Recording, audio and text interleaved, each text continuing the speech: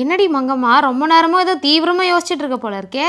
நேற்று ஒரு படம் பார்த்தேன்டி. அதில் ஒரு பையன் சின்ன வயசில் காணாமல் போய் பெரியவனாயி அவங்க ஃபேமிலி கூட சேர்ந்துருக்கான். இந்த மாதிரிலாம் நடக்குமான்னு யோசிச்சுனே இருக்கேன். என்னடி நடந்திருக்கான்னு கேள்வி வேற கேட்குற? உண்மையாவே இந்த மாதிரி நடந்திருக்கு.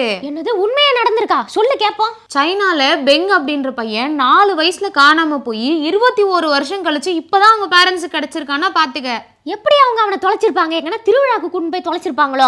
காணாம போலடி, அவனை கடத்திட்டு போயிட்டாங்க. ஐயோ, அப்புறம் எப்படிதான் கிடைச்சான்? போலீஸ்ல கம்ப்ளைண்ட் கொடுத்து விடாம 21 இயர்ஸா அந்த பையனை தேடிட்டே இருந்திருக்காங்க.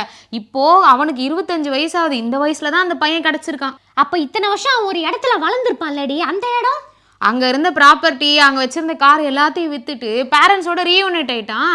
21 வருஷம் கழிச்சு பையன் கிடைச்சிருக்கான். அவங்க பேரண்ட்ஸ்க்கு எவ்வளவு சந்தோஷமா இருந்திருக்கும்ல. ரொம்ப சந்தோஷத்துல தான் அவங்க அம்மா ஒரு போஸ்ட் போட்டிருக்காங்க. அந்த போஸ்ட்னால தான் இந்த மாதிரி இவங்க ரீயூனைட் ஆயிருக்க விஷயமே உலகத்திற்கு தெரிஞ்சிருக்கு. ஓஹோ, அது மட்டும் இல்லடி, அந்த பையன் அவங்க பேரண்ட்ஸோட ரீயூனைட் ஆனதோட நிறுத்தாம அவனை மாதிரி காணாம போன எல்லா பசங்களையும் தேடி அவங்க பேரண்ட்ஸோட சேர்த்து வைக்கிறத ஒரு வேலையாவே பார்த்துட்டு இருக்கான். இவ்வளோ நல்ல பையனா இருக்கான் பாத்தியா?